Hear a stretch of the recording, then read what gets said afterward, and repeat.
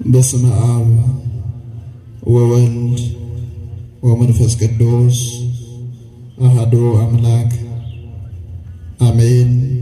መቃባ ከደልማ ከነፎሩ ቁልቁሉ ዋቀተኮ አሜን።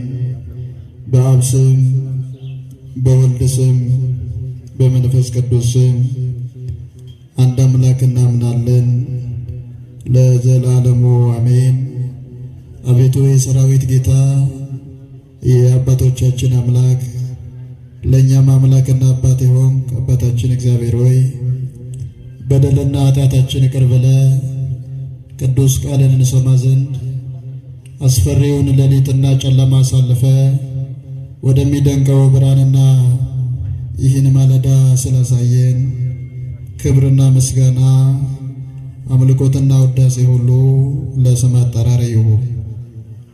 ክቡር አባታችን መላከ ጽዮን መምህር አካለ ወልድ ተስፋዬ የዚህ ጥንታዊና ታሪካዊ የደብረ ዋና አስተዳዳሪ፣ ክቡር መላከ ፍስሐ ቀሲስ ኪዳነ ወልድ በየነ የዚህ የሁላችንም የጸሎት አባት፣ ክቡራን መምህራን ወንጌል የክርስቶስን ወንጌል ለመንግስቱን ለሕዝቡ የምታደርሱ ክቡር መምህር ሞገስ፣ ሌሎቹም መምህራን ወንጌል፣ ተወዳጁ ወንድማችን ዘማሪ አብዲሳ፣ የደብሩ መዘምራን፣ ቅዱስ ቃሉን ለመስማት ደግሞም ካለባቸው ደዌና ሕመም ከጭንቀት ለማረፍ በቅድስናው ሰገነት የታደማችሁ አባቶች፣ እናቶች፣ ወንድሞችና እህቶች፣ ከሁሉም በላይ ጌታ ለመንግስቱ ጥሩ ምሳሌ ያደረጋችሁ በወላጆቻችሁ እቅፍ ስር የምትገኙ ሕፃናት ጭምር በእግዚአብሔር ፍጹም ሰላም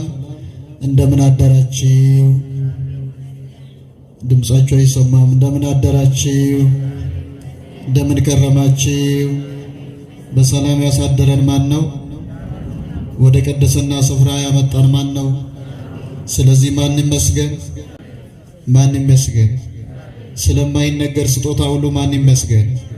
ከድካማችን አበርትቶን ወደዚህ ያመጣን ማን ይመስገን?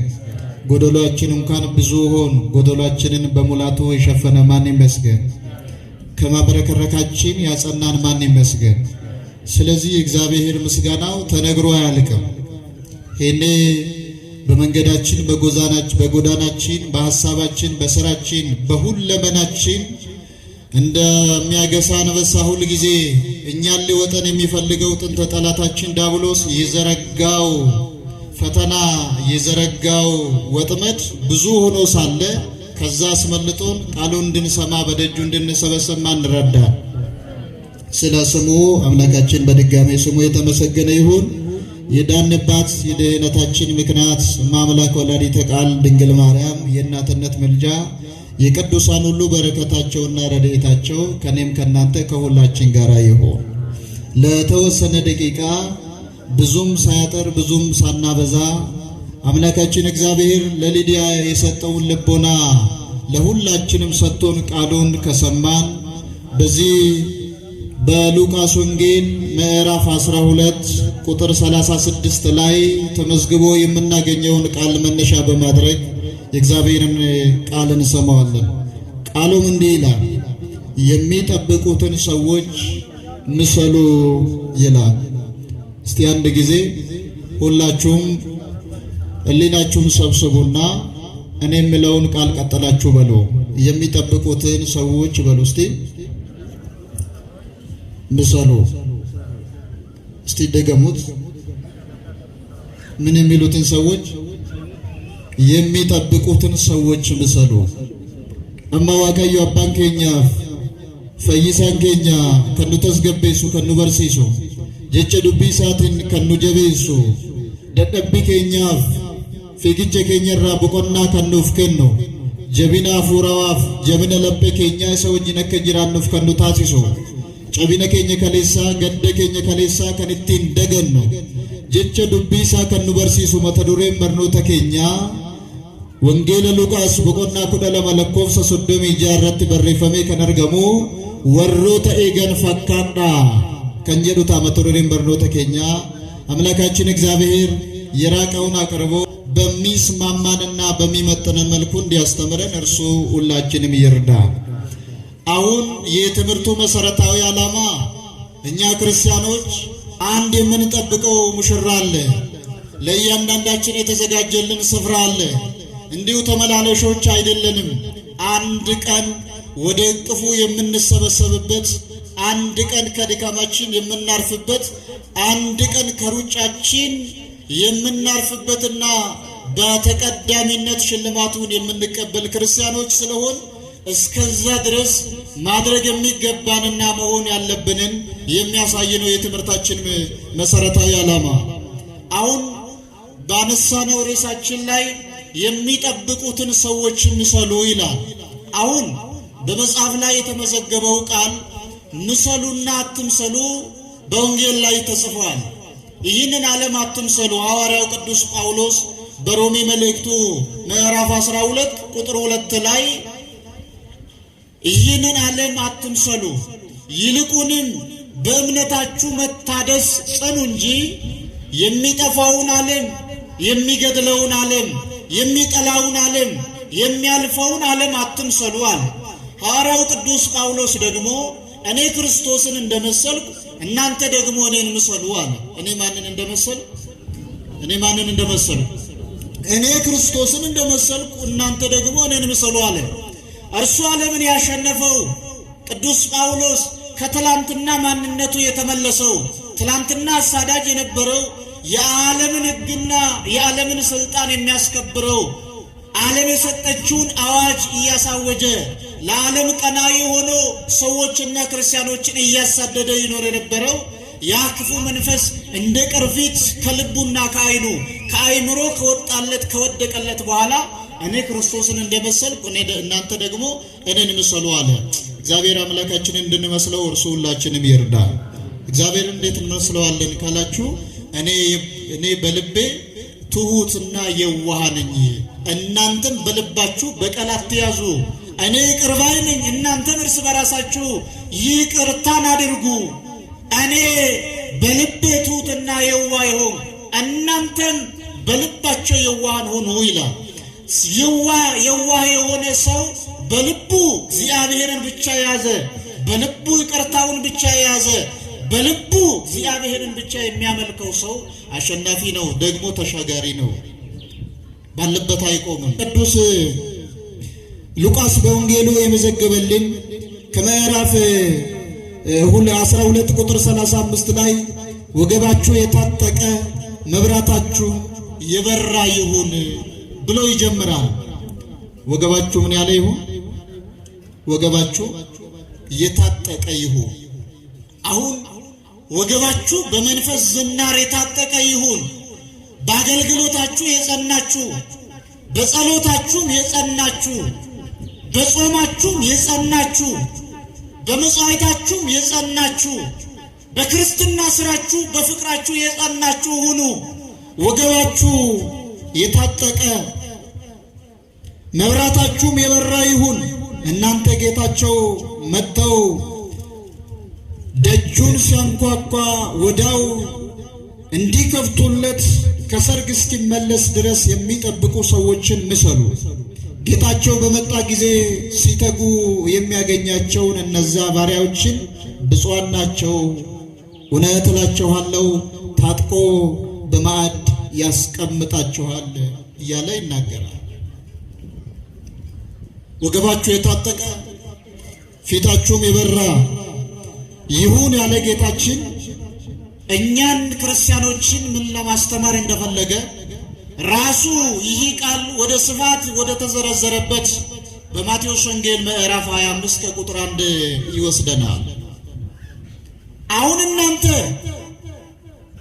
ጌታቸው ከሰርግ ተመልሶ ደጁን ሲያንኳኩ የጠበቁትን በእውነት የጸኑትን ብፁዓን የሚላቸውን የጠበቁትን ሰዎች እንድትመስሉ እናንተ በመጣ ጊዜ ጌታቸው ደግሞ ታጥቀው የጠበቁትን ነቅቶ የጠበቁትን ወደ ክብራቸውና ወደ እልፍኙ እንደሚያስገባቸው የሚጠብቁ ሰዎች እንሰሉ ይላል።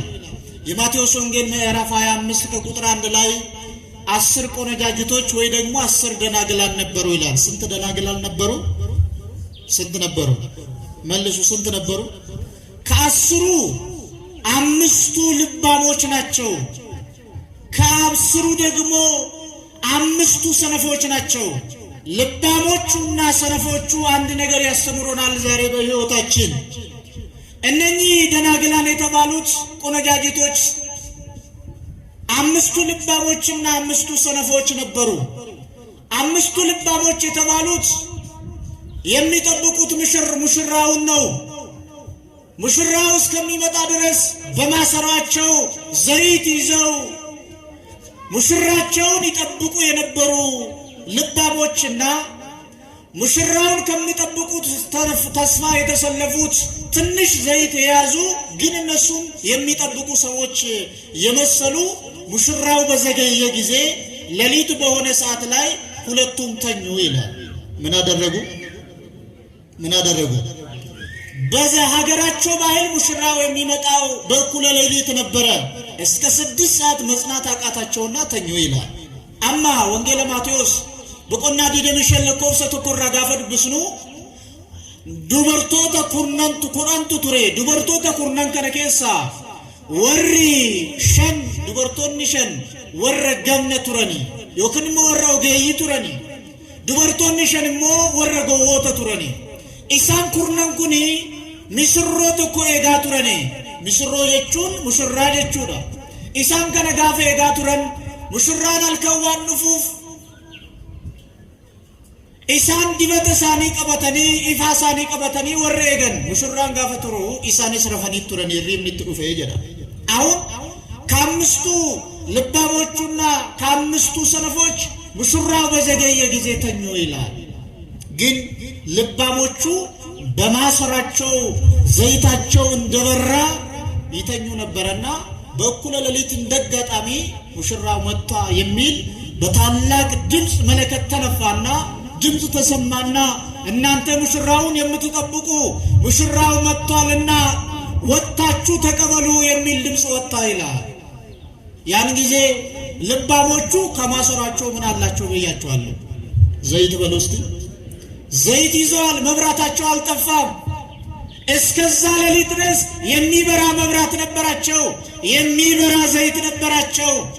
ከዛም በኋላ ልባሞቹ እንደበራ ዘይታቸው ተነሱና ሙሽራቸውን ተቀበሉ። እነኛ ግን ሰነፎች የተባሉት ሙሽራው እንደመጣ የምልታው ለሙሽራው ቤት የሚገባው ድምፅ ከተሰማ ሰዓት ጀምሮ ወደ ልባሞቹ መጡና እኛስ እናንተ ሙሽራውን እንድንቀበል ዘይታችን አልቆብናልና እባካችሁ ከራሳችሁ ማሰሮ ከራሳችሁ ዘይት ለኛም ስጡን አላቸው ይላል። ምን አድርጉልን? ትንሽ ስጡን አላቸው።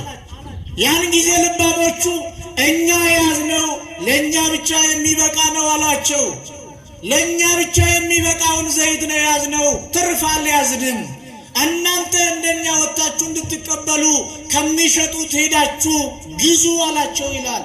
ኑይ ከኑገው ዘይን ከኛ ዲበን ከኛ ኢፋን ከኛ ከንከኛ ቆፈ ዋንተ ከስኒፍ ከኢስኒፍ ተውን ቀምኑ ዴማቲ ቢተዳ ጀደኔኒ ጀዳ የሮ ሰነቲ የሮ ምስሩን ገሉ ዮክኒ የሮ ሙሽራን ዱፉ ዋንተ halkan walakkaa ta'eera bituudhaaf gaafa deeman eddoon isaan ittiin bitan suuqiin isaanii yookiin immoo manni gurguraa sun cufameera።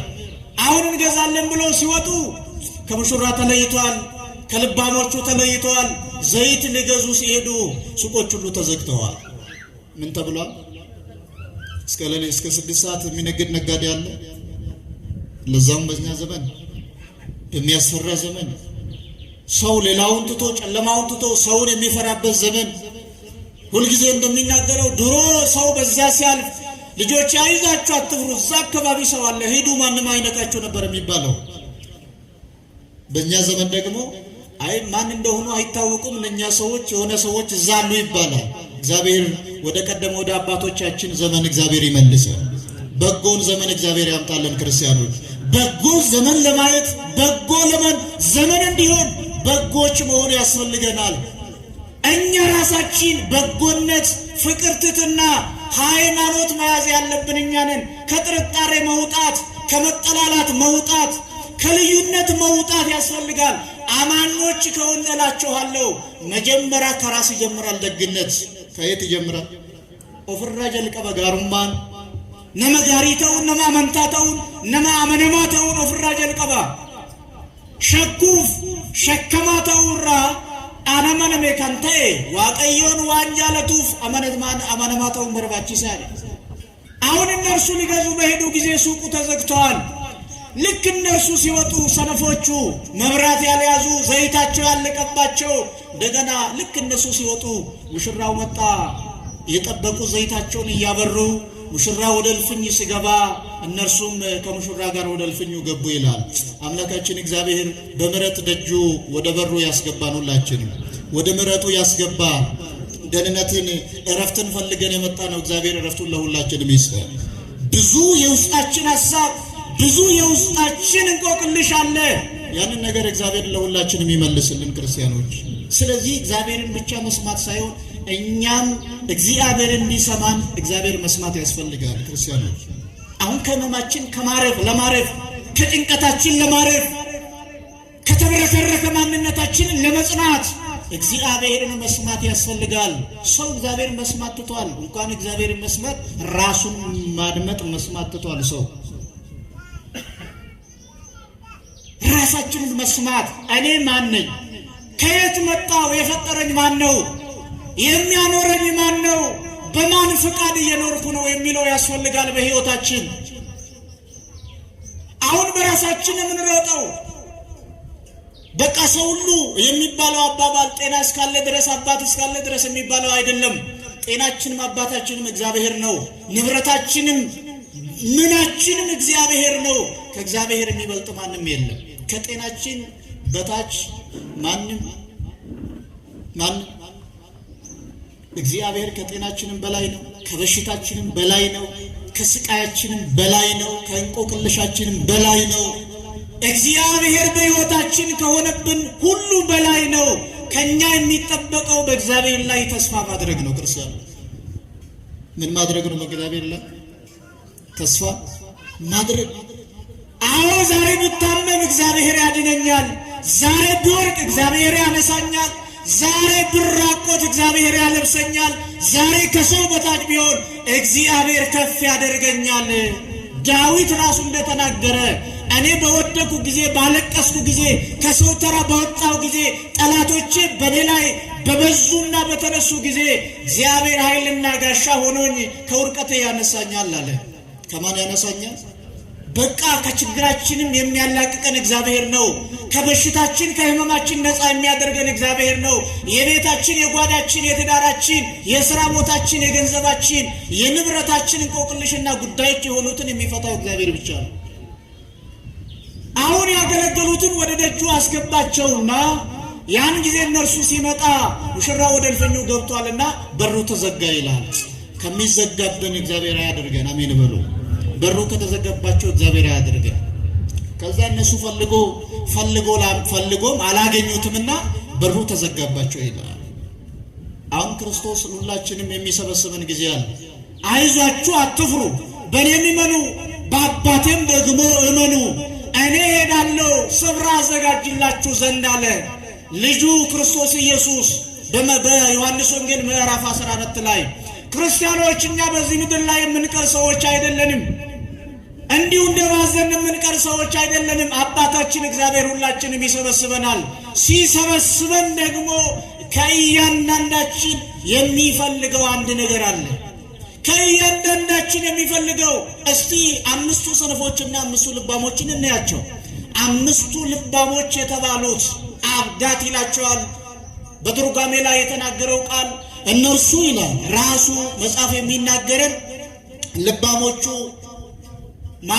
በማሰራቸው የያዙት መብራታቸው ሃይማኖትን ይዘዋል ይላል ምንን ይዘዋል አልኳችሁ ሃይማኖት እምነት ራሱ ቅዱስ ጳውሎስ በዕብራውያን መልእክቱ ምዕራፍ 11 ቁጥር 6 ላይ ያለ እምነት እግዚአብሔርን ማስደሰት አይቻልም ይላል እስቲ ሁላችሁም በሉ ያለ እምነት በሉ እስቲ እግዚአብሔርን ደስ ማሰኘት አይቻልም በቃ አረጥነት ያለ እምነት እግዚአብሔርን ማስደሰት እዚህ በተን እምነት ሳይኖረን ከሌለን ማንከባለን ብንንከባለን ብንጮህ ካላመን አይሆንም።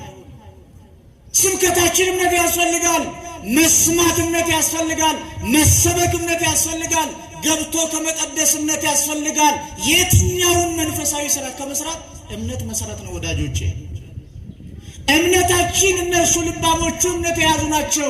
እግዚአብሔር በሚሰበስበን ጊዜ ከእያንዳንዳችን የሚጠይቀንና የሚፈልገን መጀመሪያ እምነት ነው። እምነት እንደ አባቶቻችን ሁልጊዜ የምታነቡት እምነት እንደ አብርሃም ተብሎ የተጻፈው ቃል አይታችኋል። አብርሃም አመነ ጽድቅም ሆኖ ተቆጠረለት የተባለለት አብርሃም አባታችን ከሀገር ከዘመድ ከወገኖች ተለይተህ ውጣ ሲለው ወዴት እሄዳለሁ? ወደ ምስራቅ፣ ወደ ደቡብ፣ ወደ ሰሜን አላለም። እግዚአብሔር ውጣ ሲለው አብርሃም አምኖ ወጣ። እኛም ካለብን ከማንኛውም ክፉ መውጣት ያስፈልጋል። እምነታችን እንደ አባቶቻችን እንደ አበው እንደ ነቢያት እንደ ነገሥታት እምነታችን እንደ ሰማዕታት እንደ ሐዋርያት እምነታችን በጎና ደግ የሆኑ እግዚአብሔር ብፁዓን ያላቸው እንደ አባቶቻችን መሆን አለበት። ወደ እሳትን ብንወረወር እነ ሰለስቱ ደቂቅ እኛ ክርስቲያን ነን ባመነው አምላካችን እንድናለን እንጂ ሃይማኖታችንና እምነታችን አንቀይርም ማለት ያስፈልጋል። እምነት እንደ ዳንኤል በትንቢተ ዳንኤል ምዕራፍ 8 ላይ ዳንኤል በእግዚአብሔር አመነ። በእግዚአብሔር ስላመነ በአንበሳ ጉድጓድ ተጣለ። አንበሶች ግን ከዳንኤል ጋር ይጫወቱ ነበር ይላል። አያችሁ፣ ያመነ ሰው በእግዚአብሔር ላይ ተስፋ ያለው ሰው እግዚአብሔርን ያመነ ሰው ቢወርቅም ማን ያነሳዋል? ዛሬ እኛ እንጨነቃለን። ማመኑ ቀርቷል። ራሳችን መጠየቅ ያስፈልጋል። እስቲ እኔ ማን ነኝ በሉ። በዚህ በኦሪት ዘጸአት ምዕራፍ 3 ቁጥር 11 ላይ የተጻፈው ቃል እኔ የተሾምኩት ወደ ፈርዖንም የሚሄደው ሕዝበ እስራኤልን ከባርነት ነፃ ማውጣው የሚመራቸው እኔ ማን ነኝ አለ። እስቲ ጌታዬ ሆይ ከፊት የቆምኩ እኔ ማን ነኝ? እናቴ ድንግል ማርያም ጉድለቴን ትሞይ ዘንድ ከጌታዬ ታሳስቢልኝ ዘንድ ታማልጅኝ ዘንድ ቋጠሮ እንዲፈታ በፊትሽ የቆምኩት እኔ ማን ነኝ? ጀርባዬ ምን አለው? ልቤ ምን አለው? ከንፈሬ ምን አለው? አይምሮዬ ምን አለው? ታማልጅኝ ዘንድ ባንቺ ፊት የመቆም ጸጋና የመቆም ክብር አለኝ ወይ በሏት። እስቲ ያስፈልጋል ራስን መጠየቅ። ጌታዬ ሆይ ዕለት ዕለት ከአንተ የኮበለልኩ ነኝ ወይስ ወደ አንተ የቀረብኩ ነው?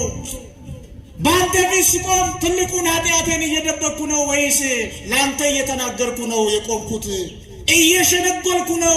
በሐሰት ነው በእውነት ነው በፊት የቆምኩት? ዛሬ ከሩቅ ቅርብ የመጣችሁ አላችሁ። ያን ሁሉ ከሩቅ የመጣችሁ ያን ሁሉ መንገድ አቋርጣችሁ ስትመጡ ጌታዬ ሆይ እኔ በርቀት መጥቻለሁ፣ አንተ የማታውቅብኝና አንተ የማታቀኝ ሕይወቴ አለ ወይ በሉት። እግዚአብሔር ያላወቀው ሕይወታችን የለም። እግዚአብሔር ያልሰማው ንግግራችንና አንደበታችን የለም። ወንቲ ዋቀዮን ነገኘ ወንቲ ዋቀዮን ረትን ቤክ ነኝሩ ዋቀዮ ጅሬኛ ከኛ ቤካ ኢሰሙለቱ ፊሰሙለነ ከሩሜ ጎፍታን ኢሰዶከቴስ ዋቀዮ ቤካ ኢሰሙለቱስ ቤካ ኢሰዱከናስ ቤካ ኢሰይፋስ ቤካ ኢሰደርቤስ ቤካ ኢሳራስ ቤካ ኢሰቦሩስ ቤካ ያ ጎፍታ አኒ ፉልዱረ ከ ከነናበዱ ለጴንኮ ማለዳ እጅኮ ማለዳ ደምሲኮ ማለዳ ሜ ጅሬኝኮ ማለዳ ፉርማና ናፍተው ማለት ነዳ ጀዳኔ። አሁን እምነታችን እንደ አባቶቻችን በየትኛውም ስፍራ ሰው ቢጥለንም ባለስልጣን ቢያዋርደንም በእንጀራችን ላይ አሸዋ ቢደፋም ሕይወታችን በለቅሶ ቢሞላም እግዚአብሔር ያሸንፋል። ከሁሉም እምነት ያለው ሰው ያሸንፋል። እምነትን ዓለምን የሚያሸንፈው ምናችን ነው አለ ቅዱስ ጴጥሮስ። ምናችን ነው አለ? ይህን ዓለምን የሚያሸንፈው ውድቀትን የሚያሸንፈው ኃጢአትን የሚያሸንፈው ርኩሰትን የሚያሸንፈው አለማግኘትን የሚያሸንፈው ይህን ዓለም የሚያሸንፈው እምነታችን ነው። እምነት መሰረት ነው። ማመን ያስፈልጋል። ማመን ስንላችሁ ደግሞ በአንድ ልብ ማመን ነው። ያመነው አምላካችን እግዚአብሔር ሐዋርያት በታንኳ ከጌታ ጋር በነበሩ ጊዜ ልክ ታንኳይቷ ወደ ውስጥ ልትሰበር ልትገባ ስትል ያን ጊዜ ጌታ ሆይ ልንሞት ነውና አድነን አሉ። ከጌታ ጋር ሆኖና ፈሩ ይላል። ስለዚህ እኛም እግዚአብሔር ከኛ ጋር ነው። እኛ ከእግዚአብሔር ጋር ሆነን እንዳንፈራ እምነታችን ያስፈልጋል። አምስቱ ልባሞች የያዙት አንደኛው ሃይማኖት ወይ እምነት ነበረ፣ ሁለተኛው ጾም ነበረ ይላል። ምን ነበረ? እስቲ ሁላችሁም በሉ ጾም በሉ። እስቲ እየጾማችሁ ነው? ሶማ ጅርቱ ሰገዳ ጅርቱ ቀረቻ ጅርቱ። ጾም መቼስ ክርስቲያኖች መጀመሪያ ከሆድ ሳይሆን ከልብ ይጀምራል። ጾም የሆድ ብቻ አይደለም። ያ በሆድ ብቻ ካደረግነው የምግብ አድማ ነው ይላሉ አባቶቻችን። ከልብ ይጀምራል ጾም። መጀመሪያ ለመጾም ጾሙን ትርጉም ማወቅ ያስፈልጋል። ጌታችን በማቴዎስ ወንጌል ምዕራፍ 4 ከቁጥር 1 ጀምሮ ጌታችን መድኃኒታችን ኢየሱስ ክርስቶስ መንፈስ ወደ ምድረ በዳ ወሰደ። 40 ቀንና 40 ሌሊት ጾመ። ከዛም በኋላ ተራበ ይላል። ረሃብ አለው ጾማችን፣ መታገስ አለው ጾማችን፣ መፈተን አለው ጾማችን። ይህ ጾም መድኃኒተ ነፍስ ነው። ይህ ጾም መድኃኒተ ሥጋ ነው። ይህ ጾም የቁስልን ነፍስ የምታድናት ጾም። አንዳንዶቹ በዘመናችን ኢየሱስ ጾሞልናል የሚሉ ሰምታችሁ ታውቁታላችሁ። ጾም አያስፈልገንም እኛ እርሱ ጾሞልናል የሚሉ አሉ። በየቦታው ዛዛ የሚታዩት ራሱ የተናገረው ጌታችን በማቴዎስ ወንጌል ምዕራፍ 6 ቁጥር 16 ላይ ስትጾሙ እንደ ግብዞች አትሆኑ ይላል። ስትጾሙ እንደምን አትሆኑ? ግብዝ ማለት ወርቅን እየመሰለ ወርቅ ያልሆነ አርቲፊሻል ነገር ማለት ነው። እንደ ግብዞች አትሆኑ። ስለዚህ ምን አለ ማለት ነው? ጾም አለ። ጾሙን ደግሞ ጌታችን ጾሞ ያስተማረን። ስንጾም ከልባችን መጀመሪያ ያስፈልገናል። ልባችን ንጹህ መሆን ያስፈልጋል። ምን ያስፈልጋል? እንደው ከጎረቤቶቻችን በጎሪጥ እየተያየን የሱን ጉዳይ ያሳየን የሷን ጉዳይ ያሳየን፣ እንደው ይቅር በሉ እየተባባል ይቅርታውን የማንቀበል፣ ይቅርታ ማድረግ ከድንጋይ ከአለት በላይ የጠነከረብን ልባችን ለእግዚአብሔር ማስመረክ ነው። እግዚአብሔር አታድርጉ ያለንን አለማድረግ።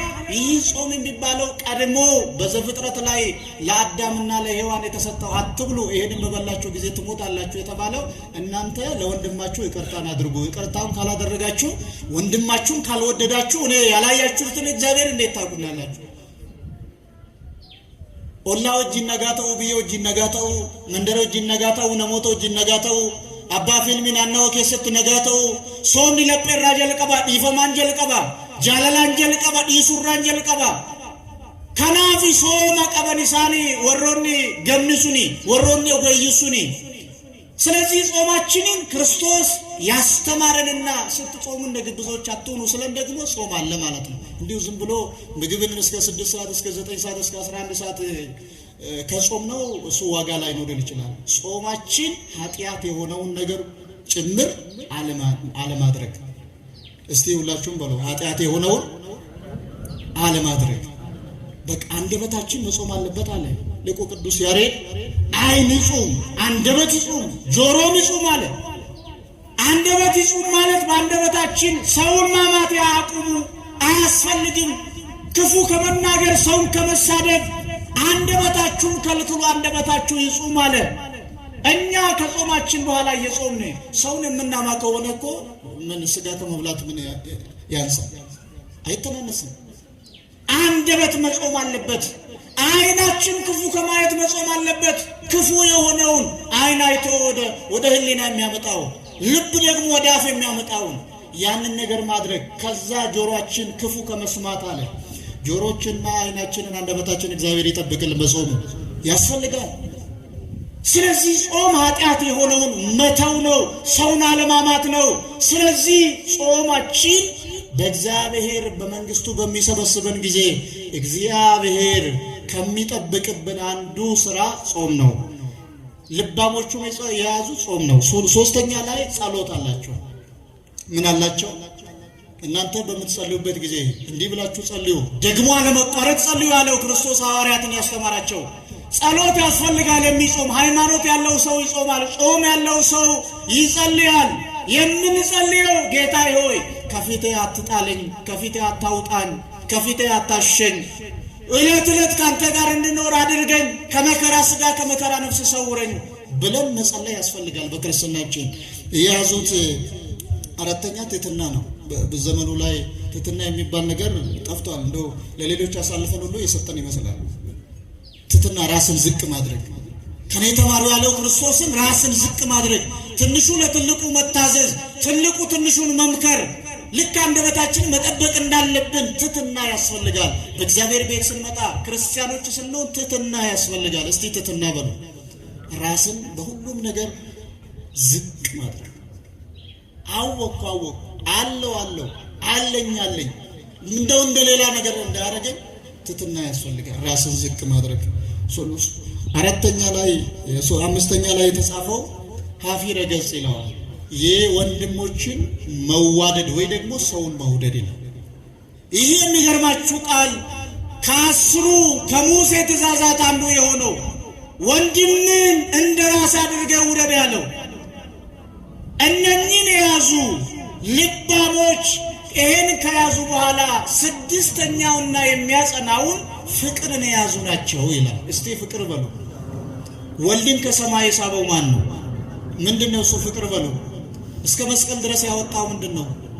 ስጋው እስከሚቆረስ ድረስ ያደረሰው፣ ደሙ እስከሚፈስ ድረስ ያደረገው፣ እስከ መቃብር ያወረደው፣ መቃብርን ድል አድርጎ የተነሳው ጌታችን ፍቅር ነው። ክርስቲያኖች ቅዱስ ጳውሎስ በአንደኛ ቆሮንቶስ ምዕራፍ 13 ከቁጥር 1 ጀምራችሁ ስታነቡ በመላእክት ልሳን እንኳን ቢናገር ተራሮቹን ባፈልስ ያለኝን እንኳን አካፍዬ ለድሆች ሰጥቼ ካለኝ ከትርፌ ከራሴም ቢሆን ለተራቡትና ለተጠሙት ባደርግ ተራራን የሚያፈልስ እምነት እንኳን ቢኖረኝ በዚህ ዓለም ላይ የሚሆነውን ሁሉ ባደርግ ፍቅር ግን ከሌለኝ ከንቱ ነኝ አለ። ፍቅር ከሌለኝ በሉ እስቲ፣ ኧረ ተናገሩ አላችሁ። ፍቅር በሉ እስቲ። ከሌለኝ ከንቱ ነኝ። መደምደማው ፍቅር ነው። ራሱን ከሰማይ ስቦ ወደኛ የመጣው ጌታችን 99ን የጸኑትን ትቶ አንድ የጠፋ አዳምን ፍለጋ በባህር መካከል ያቆመው ጌታችን ፍቅር ነው። እስከ ቀራንዮ ያወጣው። እስከ ቀራንዮ በሚሄድበት ጊዜ ሲያዳፉ ሲያነሱት የፊተኛው ስለቁት ወደ ኋላ የሚደፋው፣ የኋለኞቹ ስለቁት ወደፊት የሚደፋው ክርስቶስ በቀራንዮ እርጥብ መስቀል አሸክሞት እስከዛ ድረስ ያወጣው ፍቅር ነው። እናንተ ምንም ስራ ብትሰሩ፣ እምነት ቢኖራችሁ፣ ብትጾሙ፣ ብትጸልዩ ስድስተኛውና የመጨረሻው የልባሞቹ ወደ መንግሥተ ሰማያት መግቢያ ቁልፋችሁ ፍቅር ነው አለ። ዛሬ ሰው መዋደድ ትቷል። ከመዋደድ ፋንታ ሰው ይሰዳደባል። እርስ በርሱ ሰው ተናንቋል። ፍቅር ሊኖራችሁ ይገባል።